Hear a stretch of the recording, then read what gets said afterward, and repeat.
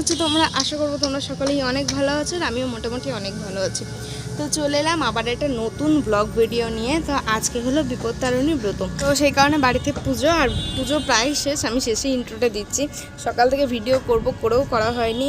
এই যে ইনি আজকে ঘুমাচ্ছে না, বিরক্ত করছে। তো যাই হোক, সবার স্নান টান কমপ্লিট আর পুজোও কমপ্লিট, রেগে গেছে। আর তো চলো এরপর মানে কি করলাম না করলাম সবটাই তোমাদের সাথে শেয়ার করব। তো চলো সব কিছু দেখতে থাকো, আর এরপরে কি করব না করব সবটাই শেয়ার করব। তো চলো আজকে ভিডিওটা দেখতে থাকো আর সঙ্গে থাকো। আর এখন বাজে প্রায় 10টা, এখন থেকে ভিডিও শুরু করলাম। তো চলো। তো স্নান করে এসে দেখি এই দুজনে মিলে এখানে দুষ্টুমি করছে। তো এরা তো করতেই থাকবে। তো চলো পুজোটা আগে দেখে নাও।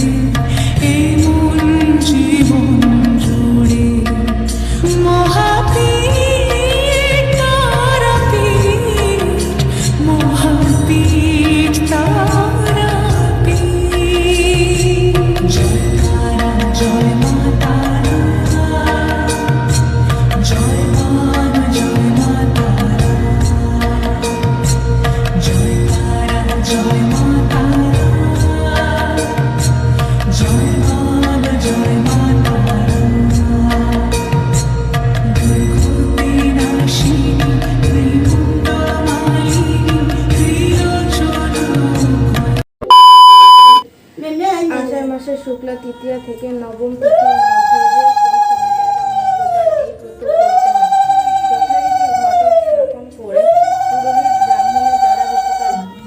দিয়ে পুরুষের ডান হাতে এবং মেয়েদের বাম হাতে বাঁধতে হয়। পুরোহিতকে তিনি প্রায় নানা রকম ফল ও খাদ্যদ্রব্য উপহার দিতেন। মুচিনি খুব গরিব, তবু তা গোমাংস রাঁধল। তারপর কাপড় চাপা দিয়ে রাজবাড়িতে এনে রানীকে বললেন, গোমাংস এনেছি। রাম বিপত্তারিণী দুর্গাকে ডাকতে লাগলো। মা বিপত্তারিণী দুর্গা ভক্তের আকুল কান্নায় স্থির থাকতে পারল না। চারিদিকে প্রচার হলো।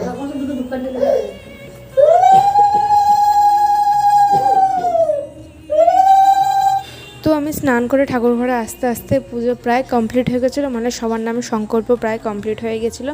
আর আমি এসে দেখছি আরতির জন্য ঠাকুরমশাই যোগাযন্ত্র করছে। তো এসে আমি আরতি দেখি।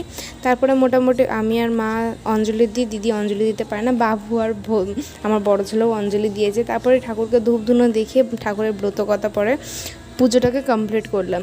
ঠাকুরের ব্রতকথা পড়তে আমার বেশ ভালোই লাগে। তারপরে এই যে ঠাকুর বিপত্তারিণী দৌড় বেঁধে দিল। প্রথমে আমাকে বেঁধে দিল, তারপরে আমার বড় ছেলে, তারপর সবাই এক এক করে দৌড়টা বেঁধে নিল। তো চলো, তো ফাইনালি পুজো কমপ্লিট হয়ে গেছে। আর এখন আমি প্রসাদ তুলে নেবো, অনেকক্ষণ হয়ে গেছে। তো চলো এগুলো কমপ্লিট করে নিচে যাওয়া যাক। নিচে সবাই ক্যাঁকেজি করছে আর মাথার যন্ত্রণা শুরু হয়ে গেছে। তো চলো।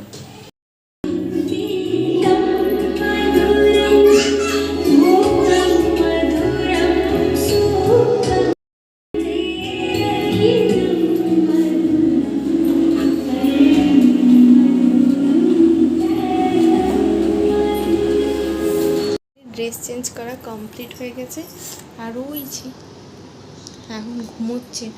ওকে খাওয়ালাম, ও বমি করে দিল, তো সেই কারণে আমি ওকে ঘুমটা পাড়িয়ে দিয়েছি আগে, একটু ঘুমিয়ে যাক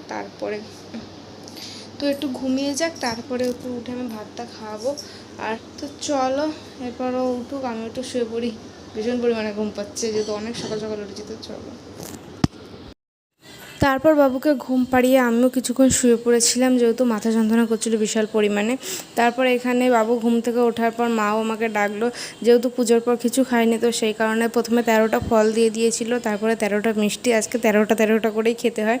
তো সেই কারণে মা সব ফল আমাকে দিদিকে গুছিয়ে দিচ্ছিলো, আর এখানে আমি খাওয়া শুরু করে দিচ্ছিলাম, আমার এতটা পরিমাণে খিদা পেয়ে গেছিলো।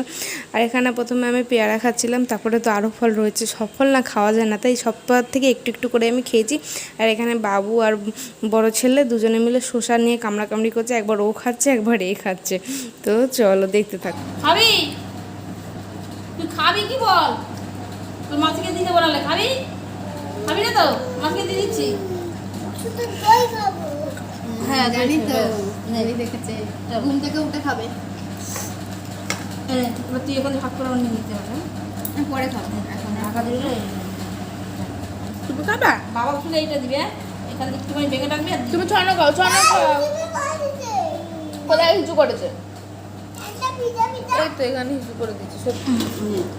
আমার ছেলেটা খাওয়াচ্ছে আরও নিয়ে নেবে। এইটা করে রাখলে চল।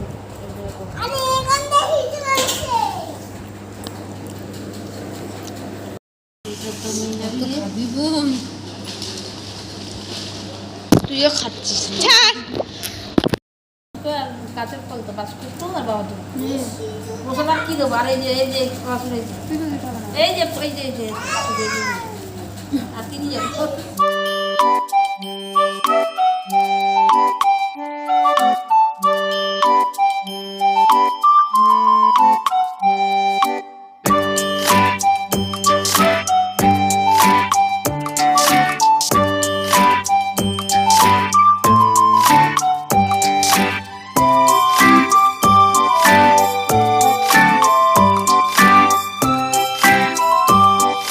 যেহেতু সূর্য ডোবার পর 13টা লুচি খেতে হয়, তো সেই কারণে লুচি ছোলাটা পানির নিয়ে বসে পড়েছিলাম রাতের খাওয়ার করতে।